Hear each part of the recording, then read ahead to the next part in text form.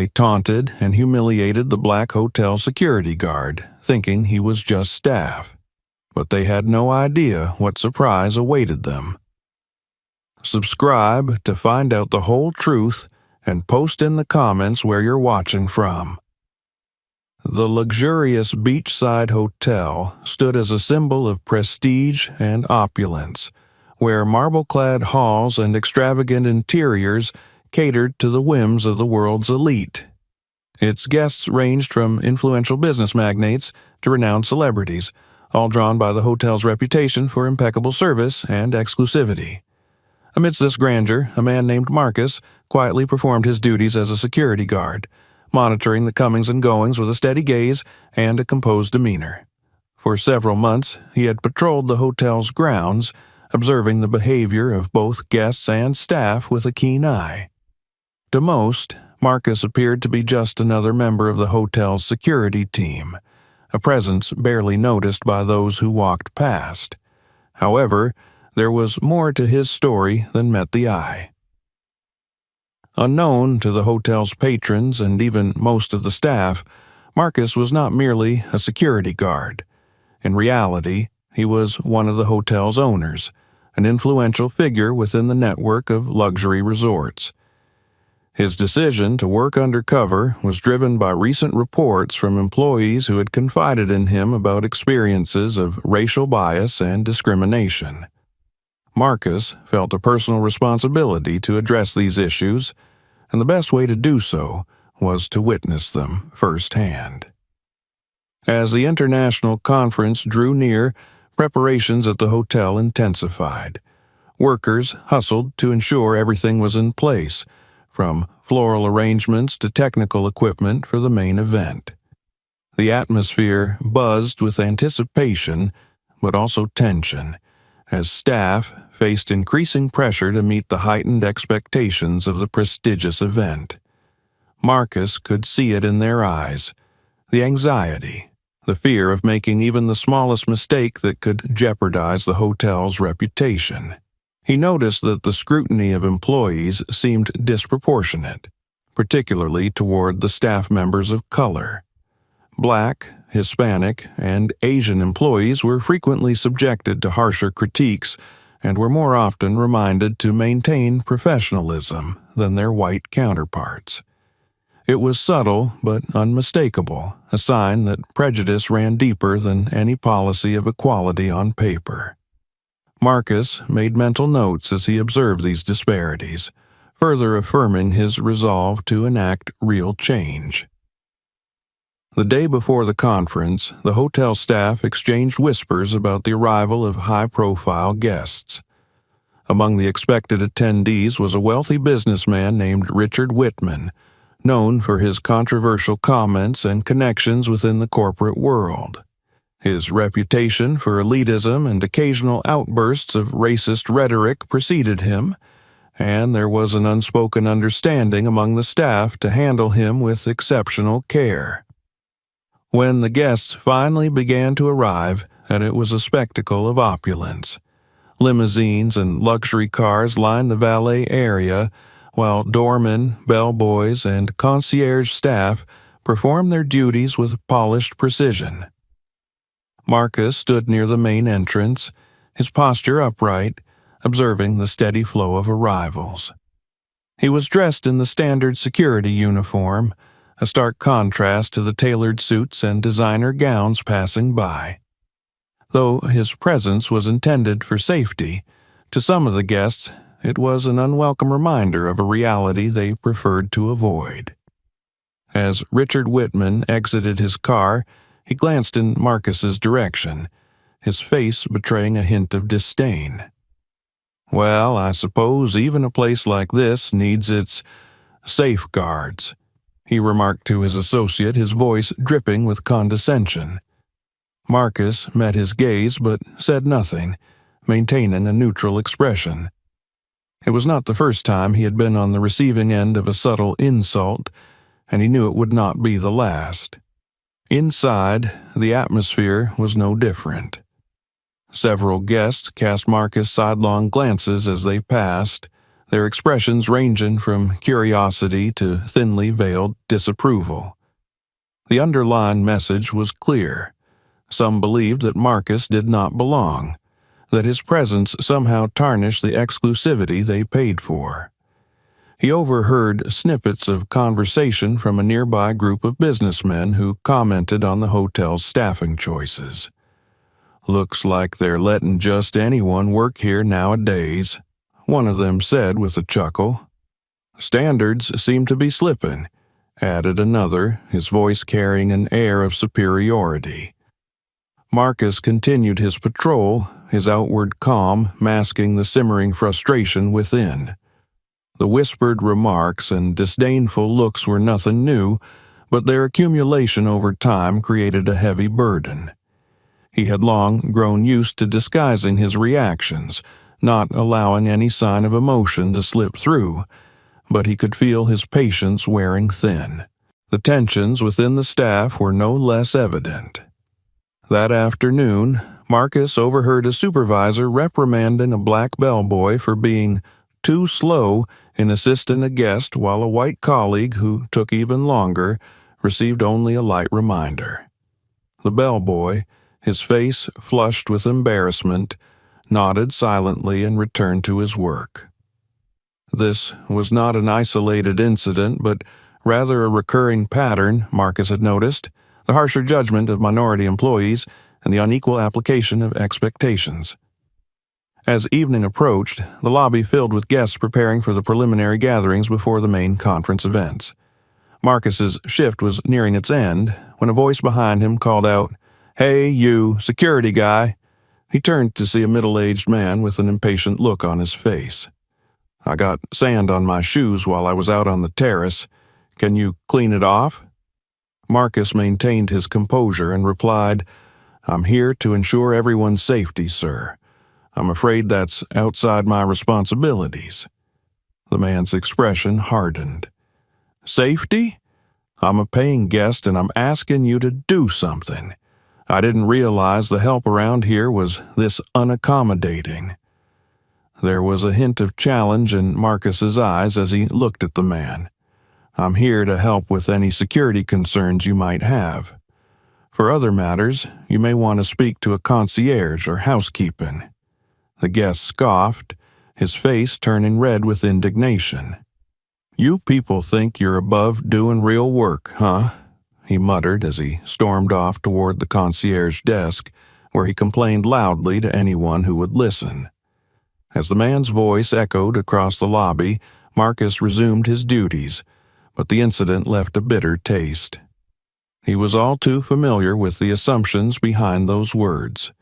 "You people."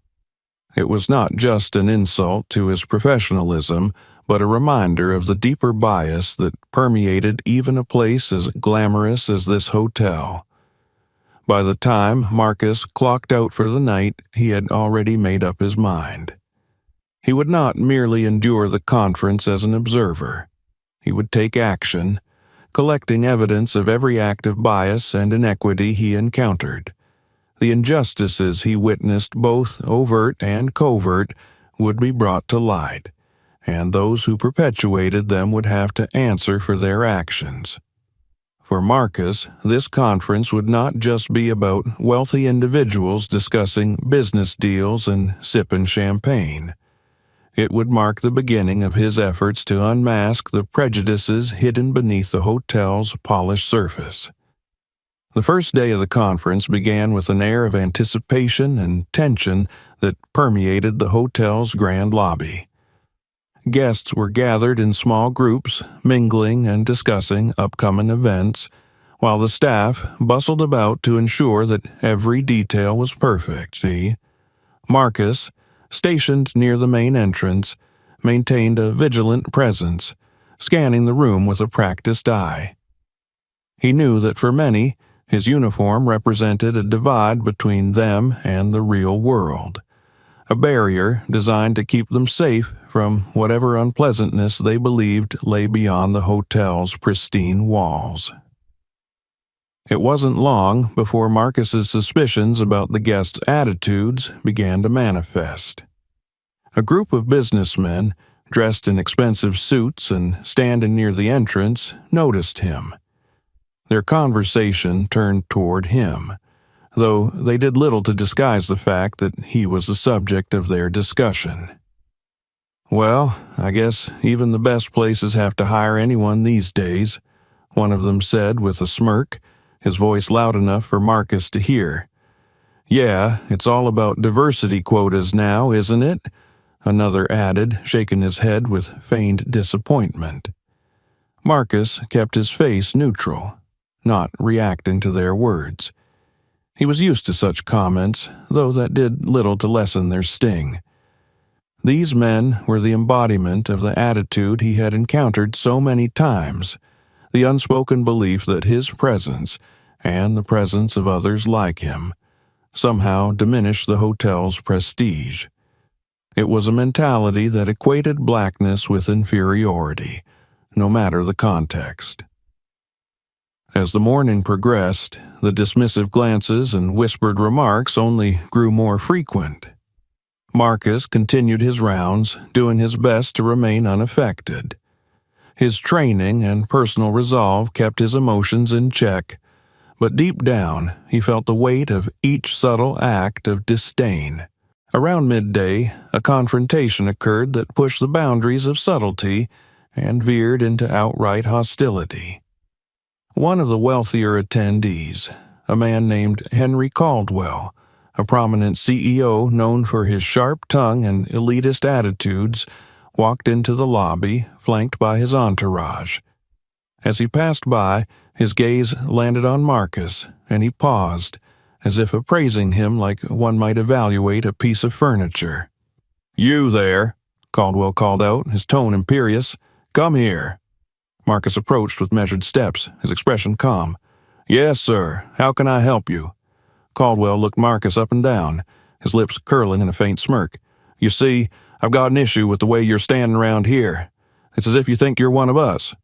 He glanced at his companions, who chuckled softly. "We're paying good money to stay in a place like this. I expect the staff to act like staff." For a brief moment, there was a flash of anger in Marcus's eyes, but he quickly suppressed it. "My responsibility is to ensure the safety of all guests, sir," he replied, his voice steady. "If there's a specific concern you'd like me to address, I'd be happy to assist." Caldwell's smirk deepened. "I'd be happy if you didn't act like you belonged here," he sneered. "You're security, nothing more. So why don't you stick to your role?" The moment was tense, and it felt like the entire lobby was watching. Marcus knew he couldn't afford to react in a way that might escalate the situation. "I understand, sir," he said, offering a polite nod before turning to walk away. However, before he could take more than a few steps, Caldwell continued, his voice louder this time. "These places are getting more and more ridiculous," he said to his entourage. "First, they hire security guards who don't know their place, and next thing you know, they'll be letting just anyone stay here." His words hung in the air, and Marcus felt the stares of others in the lobby following him as he resumed his patrol. He could hear the murmurs of agreement and see the dismissive glances. The implication was clear. Marcus was out of place, a blemish on the otherwise perfect environment of the hotel. The encounter with Caldwell was more than just a personal slight. It was a public display of the pervasive prejudice that existed even in the most luxurious of settings. Later that afternoon, Marcus found himself standing near the terrace where guests were enjoying a lunch break. He was scanning the crowd for any signs of trouble when he noticed a man gesturing toward him. It was Caldwell again, now accompanied by several other influential attendees, including Richard Whitman, the businessman known for his controversial statements. "Hey, you!" Caldwell shouted. "Get over here!" Marcus approached the group, already sensing trouble. "Yes, sir. Is there an issue?" "Yeah, there is," Caldwell said, his tone mocking. I stepped outside for some fresh air and now I've got dirt on my shoes. How about you make yourself useful and clean them off?" Marcus's jaw tightened, but he forced himself to remain calm. "I'm here to provide security services, sir. For cleaning assistance, I'd suggest contacting a concierge or housekeeping." Caldwell's expression darkened, and his voice took on a condescending edge. "Are you refusing to do what a paying guest asks? That's not very good customer service now, is it?" Whitman, who had been listening in, decided to join the conversation. "You see," he said to Caldwell, "that's the problem with these places trying to fill diversity quotas. They end up hiring people who think they're above doing real work." The others in the group laughed, and Marcus could feel the heat rising in his face. He took a steady breath and replied, "I'm committed to doing my job professionally, sir. If you have concerns, you can direct them to the hotel management." As Marcus turned to walk away, Caldwell's voice followed him. "You people think you deserve special treatment just because you're given a job," he muttered. The words were soft enough to go unheard by many, but loud enough for Marcus to catch. The weight of the phrase, "you people," hit Marcus like a physical blow. It wasn't just an insult to his professionalism, it was a dismissal of his very humanity, a reminder that, in the eyes of some, no level of accomplishment or dignity could shield him from prejudice. Returning to his post, Marcus's thoughts raced. He had known that he would encounter bias when he first took on this role, but experiencing it so openly, in such a refined setting, made it all the more egregious. The discrimination wasn't just directed at him, it was a systematic issue that affected anyone in the hotel who didn't conform to a particular appearance or background. As the day wore on, the incidents continued to accumulate. Marcus saw a black bellboy chastised by a supervisor for taking too long to carry a guest's luggage, while a white colleague received a simple reminder for a similar delay. A Hispanic housekeeper was told by a guest to stick to cleaning when she tried to assist him with directions. Each instance, though different in severity, added to a growing picture of a culture where bias and discrimination were tolerated, if not encouraged. That evening, after his shift ended, Marcus knew that he could no longer merely observe these acts of injustice. The conference was just beginning, and with it, a prime opportunity to gather concrete evidence of the unfair practices he had witnessed. The whispered insults, the public humiliations, the unequal treatment of staff. They were not isolated incidents but symptoms of a larger problem. Marcus returned to his room and began writing a detailed account of the day's events. He listed each discriminatory remark, each biased action, and each moment where prejudice reared its head. As he wrote, he formulated a plan. He would collect every piece of evidence he could, document every incident, and compile it into a report that would be impossible for the hotel's management to ignore. His goal was not just to protect himself, but to shine a light on the inequities that were so deeply entrenched within the hotel's culture. He knew that when the time came, he would be ready to confront the people responsible, armed with the truth. And while Marcus anticipated resistance and denial, he was more determined than ever to fight for justice, not just for himself, but for every employee who had suffered in silence. This was only the beginning, but Marcus was prepared to see it through, regardless of the cost. The second day of the conference brought with it a sense of unease that lingered over the hotel like a dark cloud. Marcus, though maintaining his usual calm exterior, could feel the tension in the air. The previous day's incidents had left a bitter taste, and he knew that it was only a matter of time before the situation escalated further. He was right. By midday, the lobby was bustling with activity. Guests moved about, discussing business deals and attending various conference sessions. The hotel staff worked tirelessly to accommodate every request, from arranging private meetings to delivering special orders to rooms. Amidst the controlled chaos, Marcus remained at his post, his eyes scanning the lobby for any signs of trouble. It wasn't long before trouble found him. As Marcus was making his rounds near the entrance to the hotel's elite sports club, he noticed a commotion developing just beyond the glass doors. Two men, both guests at the conference, were standing close to each other, their voices raised in a heated argument. Marcus could see from their expressions and body language that the situation was quickly spiraling out of control. He immediately approached the scene, ready to intervene. The two men, both middle-aged and dressed in expensive athletic gear, appeared to be arguing over the use of a private tennis court. One of them, a well-known professional athlete, was adamant that the court had been reserved for him, while the other guest insisted that it was supposed to be available for everyone. As Marcus stepped closer, the athlete turned to him with an expression of annoyance. "You there," he said sharply, pointing at Marcus. "Get this guy out of my way. I've reserved this court for the entire day, and he's refusing to leave." The other guest, who seemed equally aggravated, cut in. "This is ridiculous. I've been coming to this hotel for years, and I've never seen a private reservation on this court. I'm not moving." Marcus positioned himself between the two men, holding up his hands in a gesture meant to de-escalate the situation. "Gentlemen, please, let's stay calm. I'm sure we can resolve this without any further disagreement. I'll speak with the concierge to clarify the reservation details."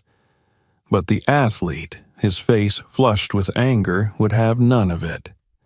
"Are you kidding me? I don't need you to clarify anything. I need you to do your job and get him out of here." He gestured dismissively at Marcus, as if to emphasize his supposed authority. "That's what you're paid for, isn't it?" The other guest snorted in derision. "Looks like even the security here doesn't know how to do their job properly. What a joke." Marcus's patience was wearing thin. He had encountered disrespect before, but the open hostility and demeaning tone were pushing his limits. Still, he maintained his composure. "I'm here to ensure the safety of all guests," he said calmly. "Let me take care of this." Before Marcus could continue, the athlete suddenly shoved him, causing Marcus to take a step back. "Get out of my way, or I'll have you thrown out myself," he spat, his eyes flashing with fury. The scene was already drawing the attention of several other guests who were nearby. A few of them pulled out their phones to record the incident, while others whispered among themselves. Marcus felt the weight of the crowd's gaze upon him. He knew that how he responded in this moment would be crucial, not just for his own sake, but for the other staff members who might one day find themselves in a similar position. Marcus took a steady breath and stood his ground. "Sir, I'm going to have to ask you to refrain from physical contact," he said, his tone firm but controlled. "We can resolve this matter through proper channels." The athlete's expression twisted with disdain. "Refrain from physical contact?" he repeated mockingly. "What are you going to do? Call the police on me? Or maybe you think I'm going to listen to you because you're wearing that uniform?" His voice grew louder as he addressed the growing crowd. "This is exactly what I was talking about yesterday," he said, casting a glance at the other guests. "Places like this are going downhill because they hire people who don't know their place." Marcus could feel the anger rising within him, but he knew he couldn't allow it to dictate his actions. "I'm here to help resolve the situation peacefully," he reiterated, his voice steady despite the turmoil he felt inside. "Let's step aside and discuss this with management." At that moment, a hotel supervisor arrived accompanied by a concierge. The supervisor quickly assessed the situation and, without speaking to Marcus, turned to the athlete. "I apologize for the inconvenience, sir," she said with a strained smile. "We'll make sure that your reservation is honored, and you can have exclusive use of the court." The other guest looked on incredulously. "So that's it? You're just going to let him push his way around?" The supervisor's gaze flickered toward Marcus, then back to the athlete. "Please understand, sir, we value all of our guests and will ensure that you're accommodated as well," she said, her tone diplomatically neutral. Marcus felt a sharp pang of frustration. The supervisor hadn't even asked for his account of the events. She had immediately sided with the athlete. It was clear to him that this was not just a matter of keeping a VIP guest happy. It was a reflection of a deeper bias that favored those with wealth and status over fairness. As the crowd began to disperse, Marcus caught sight of Caldwell and Whitman, the two men who had insulted him the previous day. They stood at a distance, watching the scene unfold with a look of satisfaction on their faces, as if they had been entertained by the spectacle. Caldwell met Marcus's gaze and gave a mocking little wave before turning away. After the incident, Marcus was summoned to a private meeting with the hotel's management team. The supervisor, the head of security, and the general manager were present. As soon as Marcus entered the room, he could sense the atmosphere was not in his favor. "Marcus, we've received some concern and feedback about your interaction with the guests earlier today," began the general manager, his tone deliberately measured. "It appears that the situation could have been handled more smoothly." Marcus listened in silence, knowing that any response could be construed as defensiveness. He could feel the scrutiny from the others in the room. "I acted within my responsibilities as a security officer," he replied calmly. "The guest was physically aggressive, and I was attempting to de-escalate the situation." The supervisor leaned forward. "There's a fine line between de-escalating a situation and making a guest feel uncomfortable," she said. "Our priority is to maintain a welcoming environment for everyone, especially during a high-profile event like this." Marcus could hardly believe what he was hearing. It was as if the athlete's behavior, pushing him and causing a scene, was somehow his fault for not allowing the guest to do whatever he pleased.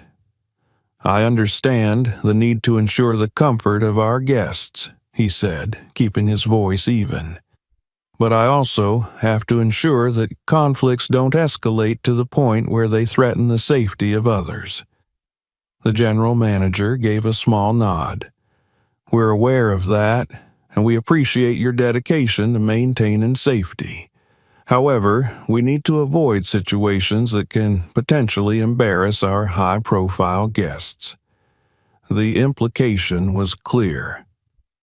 Marcus's role was to protect the image of the hotel and to do so without challenging the behavior of its wealthiest patrons. He was dismissed from the meeting with a warning to be more discreet in future situations, a word that seemed to imply that his real duty was to turn a blind eye when certain guests stepped out of line. Later that evening, Marcus sat in his room, replaying the events of the day in his mind. The double standard was obvious. A wealthy guest could shove a security guard, insult him, and even draw the attention of other guests. Yet it was Marcus who was being reprimanded for not being discreet enough. The incident had laid bare the toxic hierarchy within the hotel, where wealth and status afforded one the privilege of being above the rules. He knew that he needed more than just witness testimonies and personal accounts to expose the bias that permeated the hotel's culture. It was time to take more decisive action. He began formulating a plan to gather undeniable evidence recordings, documentation of incidents, and statements from other employees who had experienced similar situations. If management was willing to ignore misconduct to appease wealthy guests, Marcus would ensure that the truth was impossible to ignore. The stakes were higher now, but Marcus was more resolute than ever. He would not allow the discrimination he and others faced to be dismissed or covered up. He was determined to bring the issue to light, even if it meant challenging some of the hotel's most powerful patrons. For him, this was no longer just about doing his job. It was about standing up for what was right. The third day of the conference dawned with a sense of quiet determination for Marcus. He had spent the night carefully planning his next moves. It was no longer enough to simply endure the mistreatment and biased attitudes he had faced. He was now on a mission to gather concrete evidence that could expose the prejudice festering within the hotel.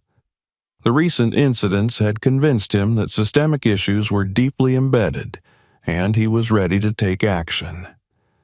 As he resumed his duties, Marcus began discreetly recording interactions that he witnessed or was a part of. He carried a small audio recorder in his pocket, capturing comments from guests and staff that revealed the true nature of the hotel's discriminatory culture. These recordings, he knew, would be crucial in proving that the bias was not limited to a few isolated incidents, but was instead a pervasive problem. Throughout the day, he made it a point to check in with other employees who had experienced similar situations.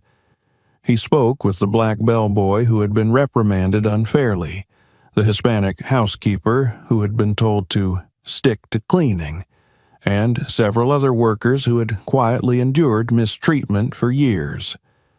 Their stories were similar to his own: consistent patterns of disrespect, unequal treatment, and favoritism towards wealthy guests, particularly those who were white. One of the bellboys confided in Marcus about an incident that had occurred the previous year when a high-profile guest had berated him for failing to deliver a package on time. Despite the guest's rude behavior, the bellboy was the one who received a formal reprimand. The housekeeper shared that she had been spoken to dismissively by the same supervisor who had chastised Marcus during the confrontation in the sports club. These conversations only strengthened Marcus's resolve. He saw the frustration and hurt in the eyes of his colleagues and knew that they were counting on him, even if they didn't say it outright. During his lunch break, Marcus found a quiet spot on the hotel's rooftop terrace to review the recordings he had gathered so far. The audio clips were damning, capturing not only the words, but the tone and condescension in the voices of those who had treated him and others unfairly. He could clearly hear the athlete's taunting voice from the sports club incident, the dismissive remarks from Caldwell and Whitman, and even some offhanded comments from the supervisor about handling troublemakers. He needed to take his plan a step further. Gathering recordings and testimonies was a good start, but he would also need documentation that showed a pattern of discriminatory actions from management. He would need to prove that the hotel's policies were not applied consistently, and that there was a clear bias in how guests and employees were treated. Marcus approached a trusted coworker in the Human Resources Department who had been discreetly sympathetic to his cause in the past. He cautiously inquired about accessing records of guest complaints, employee reprimands, and other documentation that might help establish a pattern. The coworker was initially hesitant, fearing repercussions, but eventually agreed to provide some of the information under the condition that Marcus's name would not be mentioned. The records revealed a disturbing trend. Reprimands and disciplinary actions were overwhelmingly directed at employees from minority backgrounds, while similar behaviors from white employees resulted in little to no consequences. Furthermore, guest complaints that came from people of color were often dismissed or labeled as unsubstantiated, whereas complaints from white guests were treated with the utmost seriousness, often leading to immediate action against the employees involved.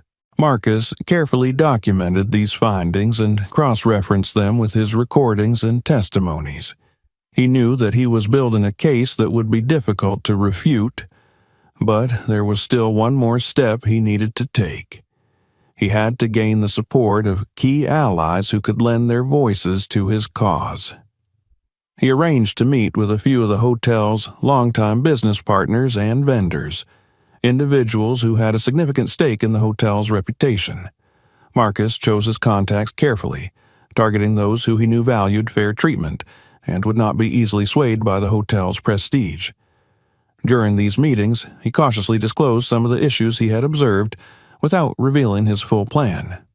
To his relief, several of the partners expressed concern about the potential impact of these problems on their business relationships and agreed to support his efforts if he could provide undeniable evidence. By late afternoon, rumors began circulating among the staff that an important meeting was scheduled for the next day. The hotel's owners and senior executives would be present, and it was clear that the purpose of the meeting was to address the escalating tensions that had arisen during the conference. Marcus knew that this would be the moment he had been preparing for, the perfect opportunity to present his findings and confront the discriminatory practices that he had been documenting. As the day drew to a close, Marcus noticed that the atmosphere around the hotel was different. There was a sense of unease among the staff, and he could see the nervous glances being exchanged in the break rooms and service corridors. Word of his activities had spread, though not in detail, and there was a palpable fear of what might happen if his allegations were brought to light. Some staff members, particularly those who had witnessed the confrontations involving Marcus, offered quiet words of encouragement or simply nodded in support as they passed him. That evening, Marcus met with the small group of employees who had shared their experiences with him earlier. They gathered in a private room away from prying eyes to discuss the upcoming meeting. Marcus shared some of the evidence he had collected, and the group agreed that they needed to stand together. Each person was prepared to speak up if necessary, despite the risks. However, there were still a few individuals within the staff who had aligned themselves with management, either out of loyalty or self-preservation. Marcus was aware that his actions could provoke retaliation, but he was prepared to face whatever came his way. His goal was not to create chaos, but to force the hotel's leadership to acknowledge the reality of discrimination and to take meaningful steps toward reform. The night before the meeting, Marcus went through his evidence one last time, arranging it into a comprehensive presentation. His documentation included not only the recordings and records of unfair disciplinary actions, but also emails from certain supervisors that contained racially insensitive language, or revealed a clear double standard in how issues were handled. As he organized his materials, Marcus couldn't help but think about how this confrontation might unfold. There was a good chance that the hotel's executives would try to downplay the issues or shift the blame onto lower-level management. He anticipated that some of the guests who had mistreated him would deny or dismiss his claims, possibly even using their influence to pressure the hotel into disregarding his evidence. But Marcus was determined. He had already endured too much to back down now. He was not just doing this for himself, he was fighting for the dignity and respect of every employee who had been treated as less than because of the color of their skin or their social status. He knew that there were people who believed in what he was doing, even if they were too afraid to say so openly. Before going to bed, Marcus wrote a final note to himself, a reminder of why he was taking this stand. Speak the truth, demand justice, don't let them silence you. As he closed his eyes, he mentally prepared for the confrontation that awaited him. Tomorrow, he would face the hotel's most powerful figures, and he would not walk away quietly. Whatever the outcome, Marcus was ready to fight for what was right. The morning of the meeting arrived, and a tense quietness hung over the hotel. Marcus woke early, reviewing the evidence he had painstakingly collected over the past days. His recordings, documentation, and testimonies from other employees were organized into a detailed presentation, ready to be unveiled before the hotel's most influential figures. Today was the day when all the biases, mistreatments, and discriminatory practices he had witnessed would come to light. As he entered the meeting room, Marcus saw that it was filled with people, senior executives, members of the hotel's ownership group, high-ranking management, and even a few key business partners. At the far end of the room sat the general manager, the supervisor who had reprimanded Marcus, and several other managers who had direct authority over the hotel's operations. Seated near them were some of the conference's prominent guests, including Richard Whitman and Henry Caldwell, whose names had become synonymous with trouble for Marcus. The atmosphere was one of mixed curiosity and apprehension. Few people in the room knew exactly why the meeting had been called, but many were aware of the tensions that had escalated throughout the conference. There were hushed murmurs as people took their seats, and all eyes turned to the front of the room where Marcus stood, waiting to begin. The general manager opened the meeting with a brief introduction. "We've called this meeting to address several concerns that have been raised regarding incidents over the past few days," he said, his tone formal and detached. "Mr. Marcus has requested the opportunity to speak, and we've agreed to hear him out. Marcus, you may proceed." Marcus took a deep breath and began his presentation. "Thank you. I appreciate the opportunity to address everyone here today," he said, his voice steady but firm. "Over the past few months, I've been working as a security officer at this hotel. But what most of you don't know is that I'm not just a member of the security team. I'm also one of the owners of this hotel chain." A ripple of surprise swept through the room. The revelation was unexpected, and it instantly shifted the tone of the meeting. Several people exchanged shocked glances, while others looked at Marcus with newfound curiosity. "While working undercover, I've been observing how employees and guests are treated, particularly when it comes to issues of discrimination and bias," Marcus continued.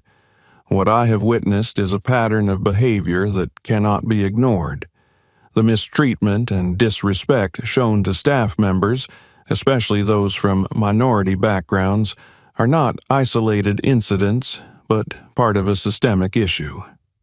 Marcus played a series of audio recordings that he had gathered, each one revealing discriminatory remarks and biased actions from both guests and staff. The voices echoed throughout the room. Whitman's condescending tone as he mocked the idea of diversity quotas, the athletes' taunts during the confrontation in the sports club, and even the supervisor's dismissive comments about handling troublemakers. The room was silent as the recordings played. The evidence was undeniable, and Marcus could see the expressions on the faces of those who had previously looked down on him. Whitman and Caldwell both shifted uncomfortably in their seats, their faces flushing with anger and embarrassment as their voices played back for all to hear. Marcus continued, presenting documentation that showed a clear pattern of unequal disciplinary actions taken against minority employees. "Here are records of formal reprimands given to staff members," he said, displaying the documents on a screen. "You will notice that nearly all of these reprimands were directed at employees from minority backgrounds, while similar behavior by other employees was overlooked." He showed emails that contained racially insensitive language, as well as records of guest complaints that had been dismissed or downplayed when they came from people of color. "The evidence speaks for itself," Marcus said, his voice rising with conviction. "We have a problem, and it is not just with a few individuals. It is a cultural issue that permeates the entire organization." The general manager, clearly caught off guard, tried to regain control of the situation. "Marcus, while these recordings and documents are concerning, I'm not sure they paint the full picture. We must consider context and—" Marcus interrupted, his tone sharp. "Context? The context is that certain guests and staff members have been allowed to behave in a manner that would never be tolerated if directed at those considered more important. The context is that our policies are not applied equally. The context is that the dignity of our employees is being compromised because we prioritize the comfort of certain guests over doing what's right." The room grew even quieter. For the first time, the managers and executives who had previously dismissed Marcus were listening intently. Some nodded in agreement, while others remained silent, struggling to process the implications of what they were hearing. Marcus took the opportunity to introduce testimonies from other employees. Several of them had agreed to speak in support of his claims, and their recorded statements were now played for the room. One by one, they recounted their experiences of mistreatment and bias. The stories were powerful and consistent, revealing a pattern of favoritism and discrimination that was impossible to deny. As the testimonies concluded, Marcus delivered his final piece of evidence, the support he had garnered from several business partners. "I've spoken with some of the hotel's long-standing partners and vendors," he said, "and they are concerned about the impact that these issues may have on their business relationships. They have agreed to support our efforts to implement meaningful changes, provided that the necessary steps are taken to address the problem." There was a moment of stunned silence before the general manager spoke again, his voice tinged with irritation. "Marcus, I think we need to be cautious about making accusations that could damage the reputation of this hotel. We've worked hard to maintain a certain image, and we can't afford to—" Marcus cut him off once more, his voice unwavering. "The reputation of this hotel is already at risk because we've been ignoring the reality of discrimination. The time for protecting an image is over.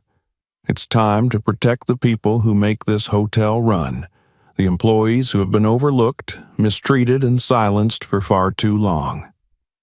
As the gravity of Marcus's words sank in, the room remained tense. The executives exchanged nervous glances, while some of the guests, including Caldwell and Whitman, whispered among themselves. It was clear that they had not anticipated such a direct challenge to the hotel's practices, nor did they expect Marcus to have the level of evidence he had presented. Finally, one of the senior owners stood up. She was an older woman with a reputation for being fair but firm, and her expression was one of deep concern. "Marcus," she said, addressing him directly, "the evidence you've presented is serious, and it requires our immediate attention. I think we can all agree that changes need to be made. We will begin a thorough review of our policies and practices, and we will involve external experts to ensure that we are addressing these issues comprehensively." The general manager tried to interject, but she raised a hand to stop him. "We can't afford to let these problems fester," she continued. "This is about more than just business. It's about doing what is right." Marcus felt a wave of relief wash over him, but he knew that the fight was far from over. There would be resistance, efforts to minimize the extent of the changes, and attempts to shift blame. But he had taken the first step, and the truth was now out in the open. As the meeting concluded, Marcus made his way out of the room. Several of his colleagues approached him, offering words of support and encouragement. Some thanked him for having the courage to speak up, while others expressed hope that real change was finally on the horizon. He noticed Whitman and Caldwell lingering near the exit, their expressions a mix of resentment and humiliation. Marcus met their gaze for a moment before turning away. He had no need for their approval. His actions had spoken louder than any insult they could hurl. Outside the meeting room, Marcus took a deep breath and allowed himself a brief moment to reflect on what he had achieved. The path ahead would be challenging, but he was prepared to continue his fight for justice. For the first time in a long while, he felt a renewed sense of purpose. He had not only stood up for himself, but for every employee who had been made to feel less than. Now, with the support of his allies and the evidence in hand, Marcus was ready to see the changes through. The revelation had only just begun, and there was still much work to be done. The fallout from the meeting was swift and profound. Word of Marcus's revelations spread quickly through the hotel, reaching every corner from the executive suites to the service corridors. For many employees, the news brought a mix of relief and hope. At last, someone had spoken up about the unfairness that had been quietly endured for so long. For others, especially those who had sided with management or kept silent out of fear, it was a wake-up call that things were about to change in ways they hadn't anticipated. The senior owner, who had supported Marcus's call for reform, wasted no time in initiating the promised investigation. External consultants were brought in to conduct a thorough review of the hotel's policies and practices. Their objective was to identify areas where discrimination had taken root and recommend necessary changes to create a fair and inclusive environment. This meant interviewing staff members at all levels, reviewing past incidents, and assessing how grievances had been handled. Marcus, now back in his role as one of the owners rather than an undercover security guard, continued to play an active part in the process. He sat down with the investigators and provided further details about the incidents he had documented.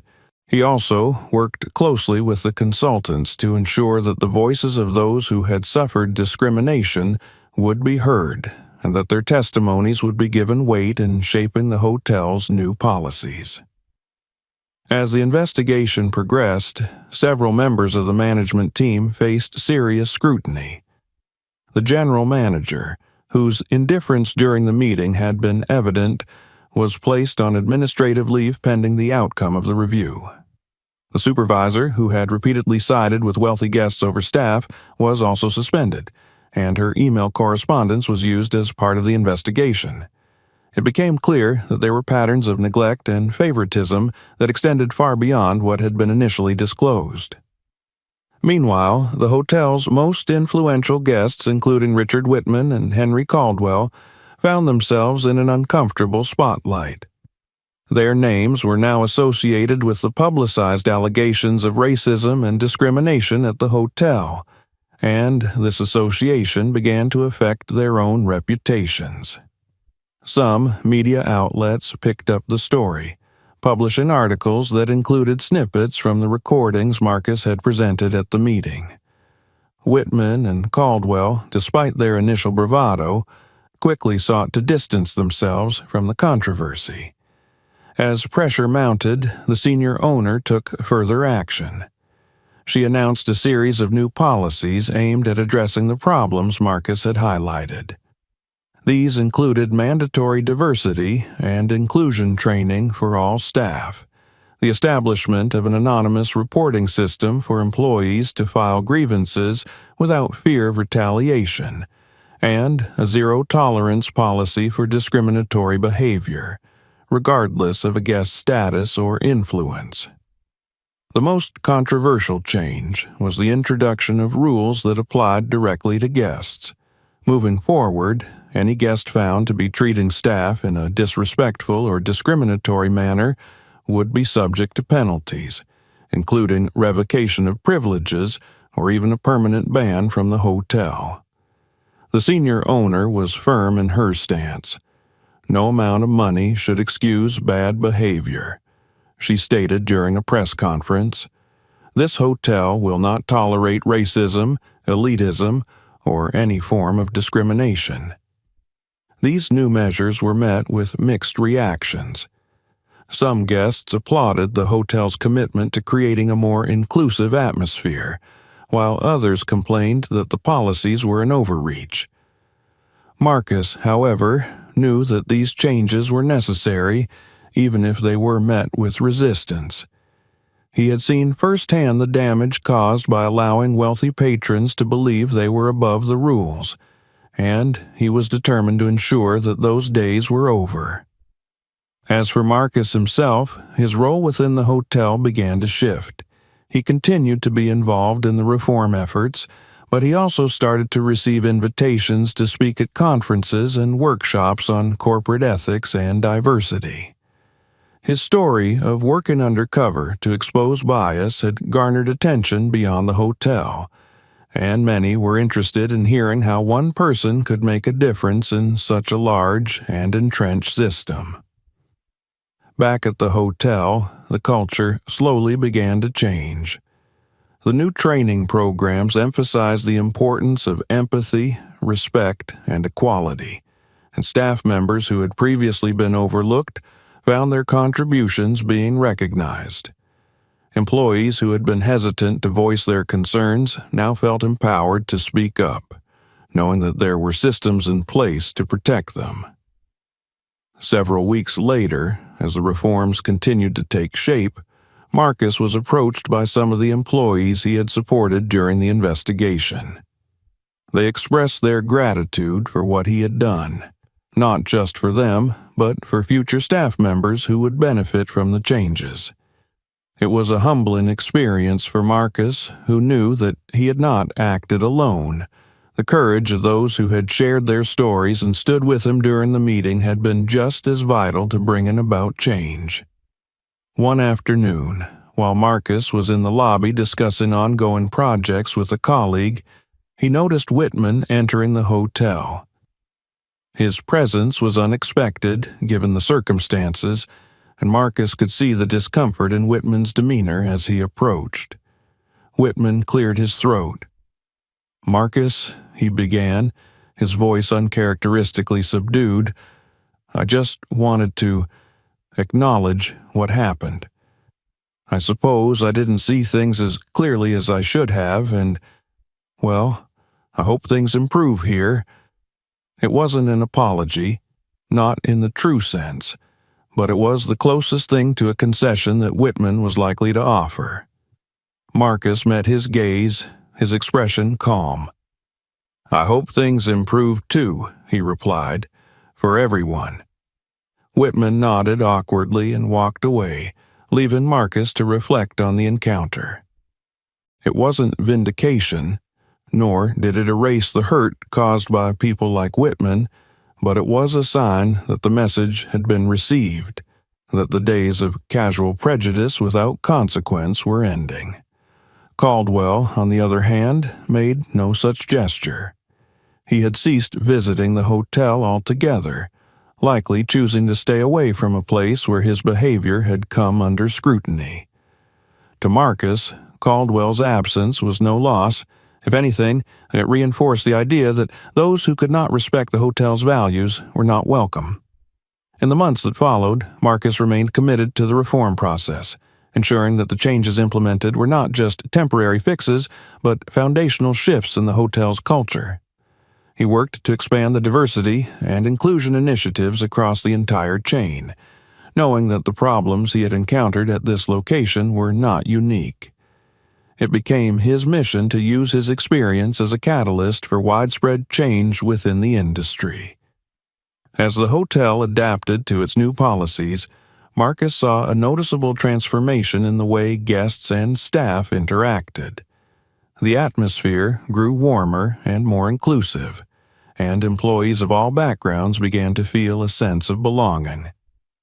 The hotel's reputation, initially threatened by the scandal, began to recover as word spread about the proactive steps taken to address the issues. One evening, as Marcus walked through the hotel's lobby, he saw a familiar face, the bellboy who had once been reprimanded unjustly. The young man approached Marcus with a smile. "Mr. Marcus," he said, "I just wanted to say thank you. Things really are different now, and it's because of what you did." Marcus returned the smile. "It wasn't just me," he replied. "It was all of us, together." The bellboy nodded, his expression earnest. "Still, it wouldn't have happened without you taking that first step." As Marcus continued his walk, he felt a profound sense of fulfillment. It had taken months of preparation, courage, and persistence to bring about change, but it was finally happening.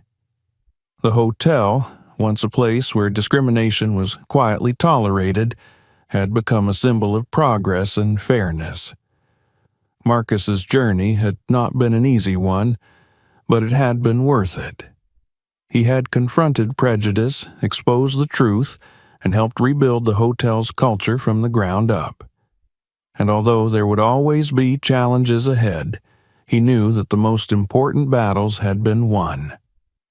The path to justice was never straight, but it was a path worth walking. And now it was a path that others would be able to follow, thanks to the stand he had taken. Thank you for watching to the end. If you like this story, don't forget to subscribe to the channel so you don't miss new stories. Also, check out the other videos on our channel. There are equally interesting stories waiting for you. Subscribe and stay tuned.